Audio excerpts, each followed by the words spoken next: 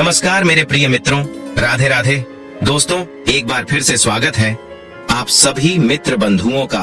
दोस्तों, एक बार माता लक्ष्मी क्षीर सागर में भगवान विष्णु के पैर दबा रही थी।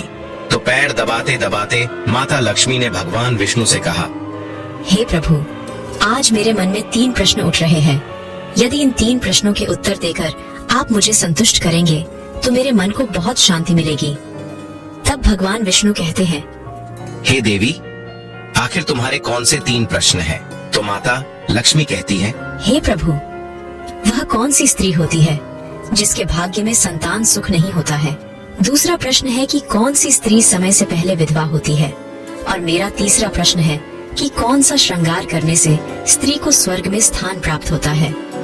दोस्तों, तब भगवान विष्णु कहते हैं कि हे लक्ष्मी, यह तुम्हारे तीनों प्रश्न बहुत ही ज्यादा महत्वपूर्ण हैं। जो भी व्यक्ति इन तीनों प्रश्नों के उत्तर समझकर इस पर्याप्त ज्ञान को अपने जीवन में उतार लेता है, उसे जीवन में सुख की प्राप्ति होती है। दोस्तों, भगवान विष्णु कहते हैं, हे देवी लक्ष्मी, अब मैं तुम्हें तुम्हारे तीनों प्रश्नों के उत्तर एक छोटी सी कहानी के माध्यम से देने वाला हूँ। इस कहानी के माध्यम से तुम अपने तीनों प्रश्नों के उत्तर ठीक तरह से समझ पाओगी। परंतु मेरी एक शर्त है, जब तक मैं कहानी सुनाऊं तब तक तुम्हें इस कहानी को ध्यान से सुनना है। तो माता लक्ष्मी कहने लगी, प्रभु, मैं आपको वचन देती हूँ कि इस कथा को मैं पूरे मन और लगन से सुनूंगी। आप कृपया उस कथा को आरंभ करें। तो दोस्तों, आप सभी से एक विनती है कि आप भी इस कथा को पूरा जरूर सुनें। इसे आधा अधूरा सुनना पाप माना जाता है। कथा शुरू करने से पहले कमेंट में जय माँ लक्ष्मी और जय श्री हरि विष्णु अवश्य लिखें। साथ ही वीडियो को लाइक करना न भूलें। तो चलिए आरंभ करते हैं। प्रिय बंधुओं, भगवान विष्णु कहते हैं, हे लक्ष्मी, किसी राज्य में एक छोटा सा नगर था। उस नगर में एक सेठ रहता था। उस सेठ के 2 बेटे थे और सेठ के बेटों की शादी भी हो चुकी थी। सेठ की पत्नी और सेठ के बड़े बेटे दोनों का ही स्वभाव दुष्ट प्रवृत्ति का था। इसलिए सेठ की पत्नी अपने बड़े बेटे की पत्नी से बहुत ही ज्यादा प्यार करती थी। मगर छोटे बेटे की पत्नी जो थी वह बड़े ही अच्छे स्वभाव की थी और वह एक पतिव्रता स्त्री भी थी और पूरे घर का सारा कामकाज भी वह अकेले ही करती थी। इतना कुछ होने पर भी सेठ की पत्नी और बड़े बेटे की पत्नी छोटी बहू का हमेशा ही अपमान करती रहती थी। दोस्तों, भगवान विष्णु कहते हैं, हे लक्ष्मी, सेठ के बड़े बेटे की बहू को एक बेटा था और छोटी बहू को एक पुत्री थी। सेठ की पत्नी हमेशा पुत्र को लेकर छोटी बहू को ताना मारती रहती थी, लेकिन वह क्या कर सकती थी, वह हमेशा उनके ताने सुनती रहती थी। दोस्तों, तब भगवान विष्णु कहते हैं, हे लक्ष्मी, अब मैं तुम्हें छोटी बहू की कहानी अच्छे तरीके से समझाता हूँ। इस कहानी से तुम्हें तुम्हारे पहले प्रश्न का उत्तर प्राप्त होगा। तुम्हारा पहला प्रश्न था कि कौन सी स्त्री के भाग्य में पुत्र की प्राप्ति नहीं होती है। तब भगवान विष्णु कहते हैं, देवी, उस सेठ की जो पत्नी थी वह पहले से ही बड़े ही दुष्ट स्वभाव की थी। उसके कुटिल स्वभाव से सभी घर वाले बहुत ही ज्यादा परेशान थे, परंतु अपनी सीधी साधी छोटी बहू को वह कुछ ज्यादा ही परेशान करती रहती थी। उसको सताने में उसको बहुत ही ज्यादा आनंद आता था। सेठ के छोटे बेटे की पत्नी का नाम सुकन्या था। बेचारी सुकन्या सुबह जल्दी उठ करके अपने कामकाज में जुट जाती थी। इतना करने पर भी सेठ की पत्नी की निगाहों में सुकन्या हमेशा खटकती रहती थी। एक दिन की बात है, सुकन्या घर में झाड़ू लगा रही थी तो सेठ की पत्नी बोली कि तेरे हाथ में जान नहीं है क्या? तू जल्दी जल्दी झाड़ू लगा। मैं मंदिर जा रही हूँ। मेरे लौट कर आने से पहले तू भोजन बनाकर तैयार रखना और आते ही मैं उस भोजन को ग्रहण करूंगी। और सुन, अन्न का एक दाना भी बर्बाद ना हो पाए। बेचारी सुकन्या करती भी तो क्या वह अपनी सास की बातों को सुनती रही। तब घर की सफाई करने के बाद सुकन्या खाना बनाने में लग गई। खाना बनाते समय वह मन में सोच रही थी कि मैं इतना काम करने के बाद भी एक पल के लिए चैन की सांस नहीं ले पाती हूँ और मेरी सास हर समय मेरे काम में कोई न कोई गलती निकालती रहती है। सुकन्या यह सब सोच ही रही थी, जितने में दरवाजा खटखटाने की आवाज आई तो सुकन्या ने सोचा कि अभी तो भोजन तैयार ही हुआ है, लगता है मेरी सासू माँ आज जल्दी ही लौट आई है। जब सुकन्या ने दरवाजा खोला तो उसने क्या देखा कि बाहर दरवाजे पर एक सन्यासी महात्मा खड़े हैं। दोस्तों, वह साधु महाराज सुकन्या से कहता है कि बेटी, तेरा सुहाग अमर रहे। बाबा को कुछ भोजन करा दे, मुझे बड़ी तेजी से भूख लग रही है।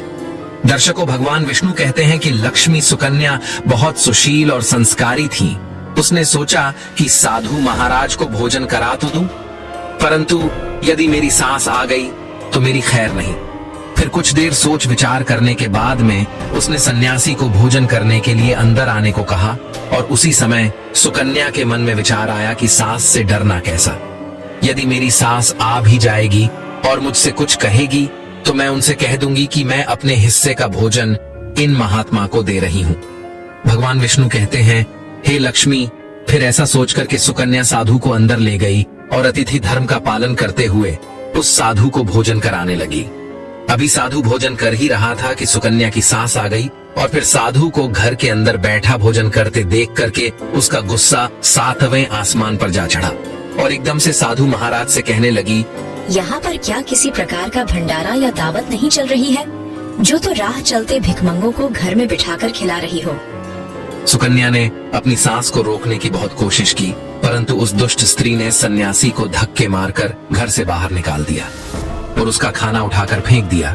अब उसका क्रोध सुकन्या पर टूटा और कहने लगी, अरे दुष्ट औरत, मैंने तुझे कहा था कि अन्न का एक दाना भी बर्बाद नहीं होना चाहिए, लेकिन तूने क्या किया, उस भिखमंगे को इतना सारा भोजन दे दिया।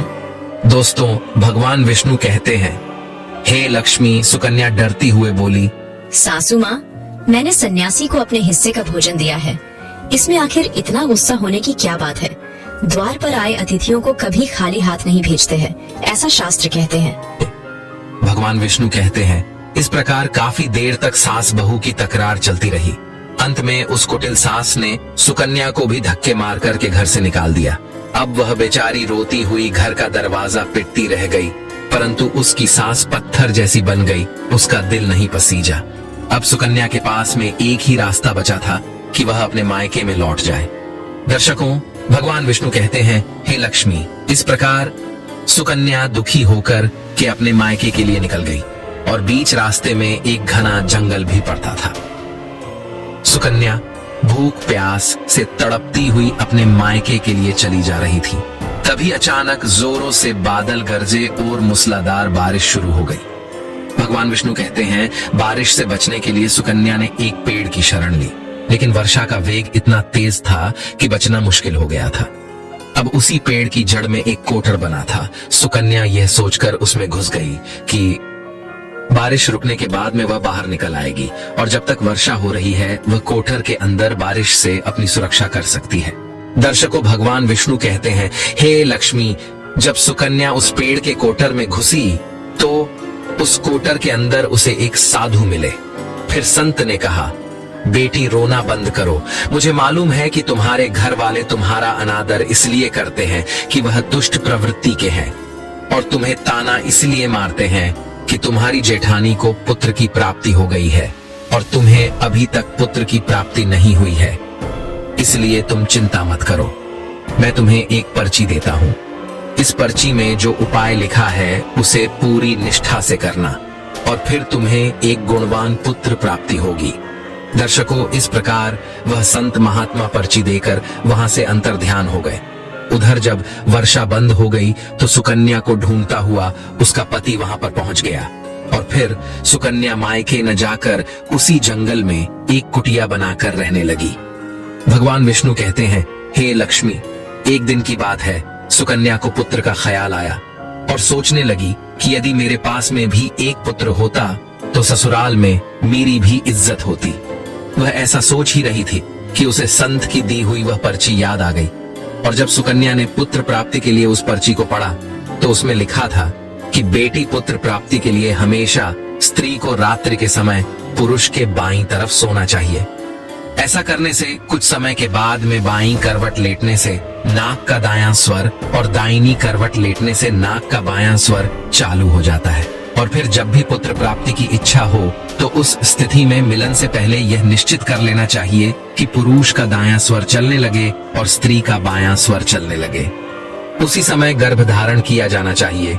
ऐसा करने से निश्चित ही पुत्र की प्राप्ति होती है और इसके विपरीत नाक के स्वर चलने से पुत्री की प्राप्ति होती है। दर्शकों, पर्ची में आगे लिखा था, कि मासिक धर्म शुरू होने के प्रथम 4 दिवस में मिलन से पुरुष रोग को प्राप्त होता है। 5वीं रात्रि में मिलन से कन्या की प्राप्ति होती है। 6ठी रात्रि में मिलन से पुत्र होता है। 7वीं रात्रि में मिलन से बंध्या पुत्री होती है।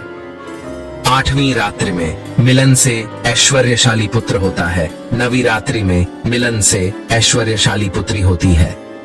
10वीं रात्रि में मिलन से अतिश्रेष्ठ पुत्र होता है। 11वीं रात्रि में मिलन से सुंदर व अच्छे संस्कार वाली पुत्री होती है। दर्शकों, भगवान विष्णु कहते हैं, हे लक्ष्मी, इस प्रकार उस सुकन्या ने 10वीं रात अपने पति से मिलन किया और गर्भ धारण किया। अब सुबह स्नान आदि क्रिया से निवृत्त होकर के पूजा पाठ करके सुकन्या का पति लकड़ी काटने चला गया। उसके पति के जाने के बाद तूफान आ गया। अब सुकन्या की झोपड़ी तूफान में उड़ गई और भारी बारिश होने लगी। और फिर सुकन्या बारिश से बचने के लिए एक पेड़ पर एक पता लिखती है। ये पता उसी कोटर का था जिस कोटर में सुकन्या बारिश से बचने के लिए पहले छुप गई थी। और सुकन्या ने पेड़ के ऊपर पता इसलिए लिखा था कि जब उसका पति वापस आए तो पेड़ पर लिखा हुआ पता पढ़ करके उसी कोटर के पास आ जाए। दर्शकों, भगवान विष्णु कहते हैं, हे लक्ष्मी, उधर सुकन्या उस कोटर में आकर छुप जाती हैं, जो कोटर एक पेड़ की जड़ में बना हुआ था। उस पेड़ के पास में 2 राक्षसी का निवास स्थान था। इधर तो वह सुकन्या वर्षा से बचने के लिए उस कोटर में छुपी हुई थी और उधर वह दोनों राक्षसी बारिश से परेशान होकर के उस पेड़ की तरफ चली आ रही थी। फिर तो पेड़ के नीचे आकर के एक राक्षसी कहने लगी, अब तो चला भी नहीं जाता, वरना मन तो कर रहा था कि सोना टापू पर चली जाऊं। तभी दूसरी राक्षसी बोली, इसमें क्या बड़ी बात है, ये पेड़ हमें अभी उड़ा करके वहीं पहुंचा देगा जहां पर सोने का टापू है। दर्शकों, ऐसा कहकर कि वह दोनों राक्षसी पेड़ की शाख पर बैठ गई और पेड़ एकदम से उड़ने लगा। उधर थकी हारी सुकन्या कोटर में छुपी हुई थी।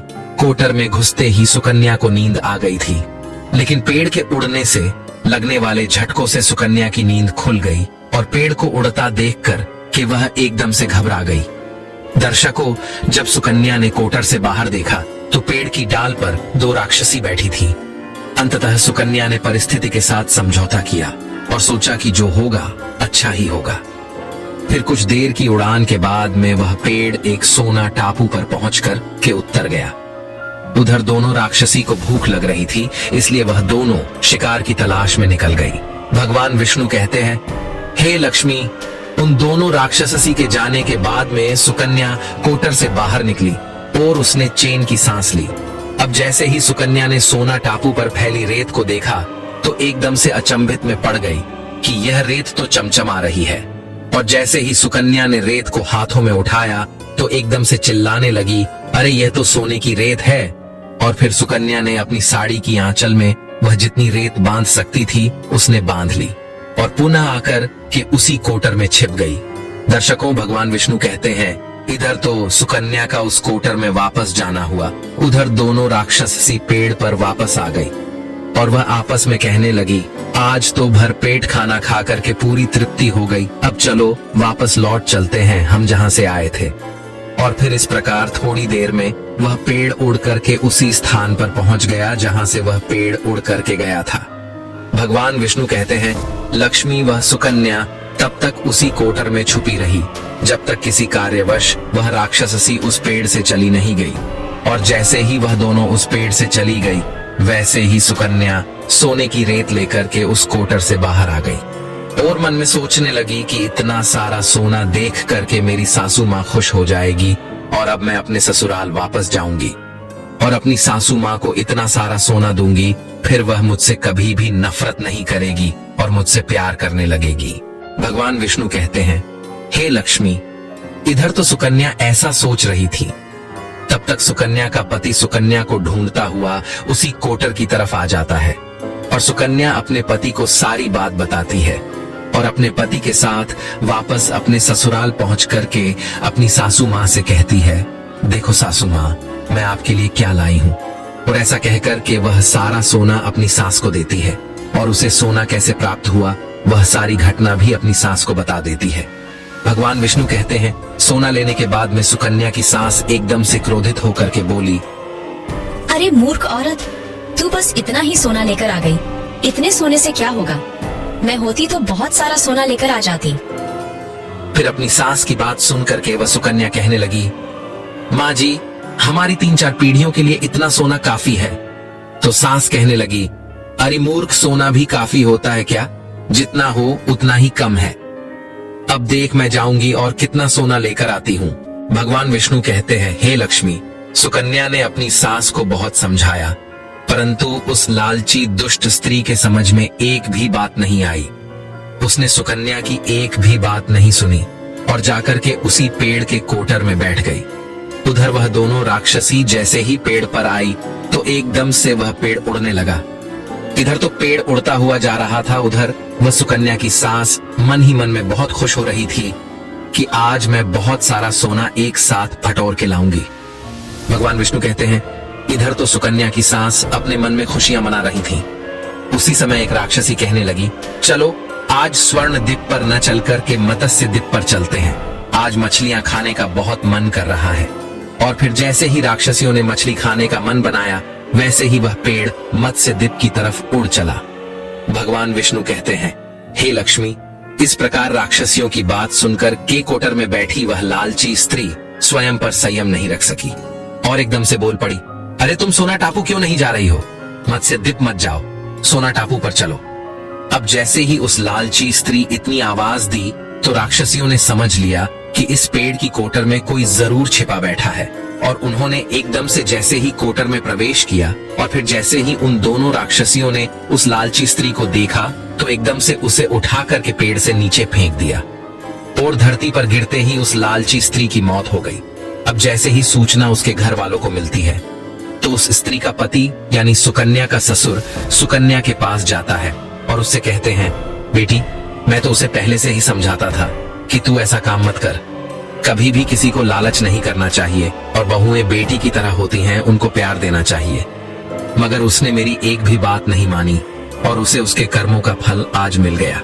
भगवान विष्णु कहते हैं, हे लक्ष्मी, उधर सुकन्या अपने पति के साथ में सुखपूर्वक जीवन यापन करने लगी।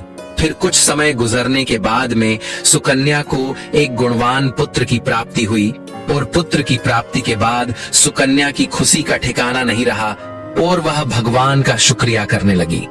उधर सेठ के बड़े बेटे की बहू, जो हमेशा सुकन्या को पुत्र को लेकर ताने मारती रहती थी, जब सुकन्या को पुत्र की प्राप्ति हो गई और उसे धन भी प्राप्त हो गया, उधर सेठ के बड़े बेटे और बहू के दिन गरीबी में गुजरने लगे। तो सेठ की बड़ी बहू जाकर के सुकन्या के आगे हाथ जोड़ करके अपनी गलती के लिए माफी मांगने लगती है। सुकन्या एक बहुत ही दयावान स्त्री थी और बहुत ही मधुर संबंध वाली स्त्री थी, इसलिए वह अपनी जेठानी को माफ कर देती है और वह जो भी सोना लेकर आई थी उसमें से कुछ सोना वह अपनी जेठानी को भी दे देती है। इस प्रकार वह पूरा परिवार अच्छे से जीवन यापन करने लगता है। भगवान विष्णु कहते हैं, लक्ष्मी, इस प्रकार जब समय धीरे धीरे सुखपूर्वक व्यतीत होने लगा तो सेठ की बड़ी बहू का जो पुत्र था वह अवगुणी था, इसलिए उसने सारा धन अवगुणों में बर्बाद कर दिया और सुकन्या को जो पुत्र हुआ था वह बहुत ही गुणवान था।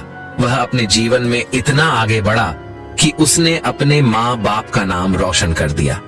और फिर जब सुकन्या और उसकी जेठानी का जीवन समाप्त हुआ तो सुकन्या को स्वर्ग की प्राप्ति हुई और उसकी जेठानी को नरक में स्थान मिला। भगवान विष्णु कहते हैं, लक्ष्मी, तुम्हारा पहला प्रश्न था कि कौन सी स्त्री के भाग्य में पुत्र नहीं होता, तो समझ लो, संत के द्वारा दिए गए पर्चे के विपरीत जो कार्य करते हैं उनके भाग्य में पुत्र योग नहीं होता।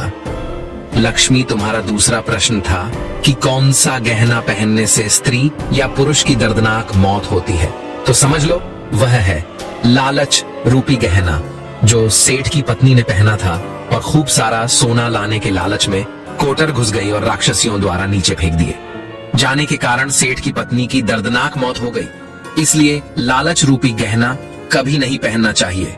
लक्ष्मी, अब तुम्हारा तीसरा प्रश्न था कि कौन सा श्रृंगार करने से स्त्री को स्वर्ग में स्थान मिलता है, तो वह चरित्र रूपी श्रृंगार यानी कि चरित्रवान और पतिव्रता स्त्री।